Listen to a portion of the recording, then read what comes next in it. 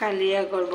দেখো বড় মাছ 5-6টা পিস আমি ভালো করে ধুয়ে নুন দিয়ে শুকনো লঙ্কার গুঁড়ো আর হলুদ গুঁড়ো দিয়ে মেখে ভাজা করে নিয়েছি।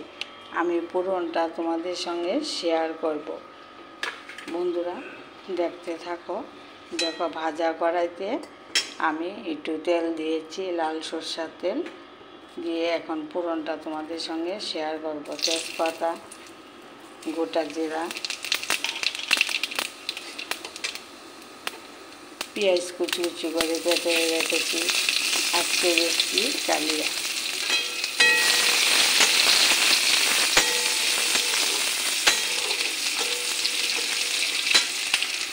পেঁয়াজটা লাল লাল করে ভাজা করে নিয়েছি। এখন কয়েকটা মশলা আমি মিশাবো।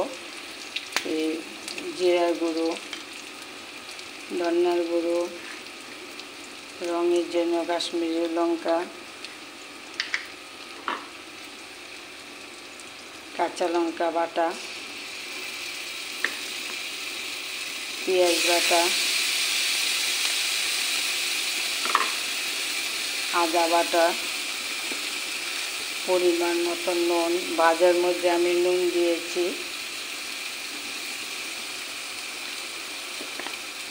পরিমাণ মতো হলুদ। এখন পুরনটা ভালো করে কষে নিই। আমি গ্রাইন্ডারে জিরা গুঁড়ো, ধনে গুঁড়ো করেছি, ওটা ধুয়ে জল দিয়ে দেব। মশলা পুরনটা ভালো করে কষে নেব। দেখো বন্ধুরা আমার পুরনটা কি সুন্দর কষে গেছে।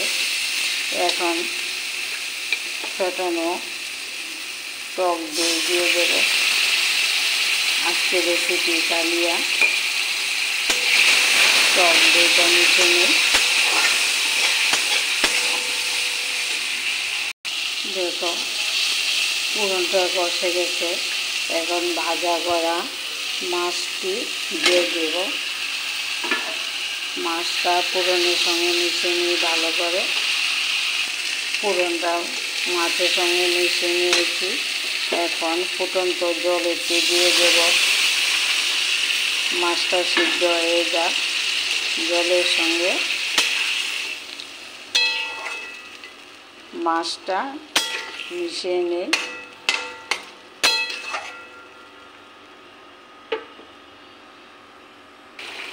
দেখো আমার মাছটি সিদ্ধ হয়ে গেছে। এখন কয়েকটা কিশমিশ ভিজিয়ে রেখেছি, ওটা দিয়ে দেব। চিনি একটু দিয়ে দেবো, কালিয়া তো। 3-4টা কাঁচা লঙ্কা চিড়ে রেখেছি, ওটাও দেব। গরম মশলা গ্রাইন্ডারে গুঁড়ো করে রেখেছি, ওটাও দিয়ে দেব। আমি সব উপকরণগুলি তোমাদের সঙ্গে শেয়ার করেছি। এখন আমার বড় মাছ দিয়ে কালিয়া রেসিপিটা হয়ে গেছে। দেখো বন্ধুরা কীরকম হয়েছে। যদি বা ভালো লাগে আমাকে লাইক কমেন্ট করে বলবে। ইউটিউবে থেকে দেখে সাবস্ক্রাইব করে দেবে। দেখো আজকে বড় মাছের পিস দিয়ে কালিয়াটা তোমাদের সঙ্গে শেয়ার করেছি।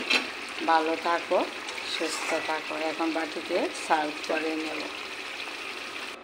দেখো আমি বাটিতে সার্ভ করে নিয়েছি।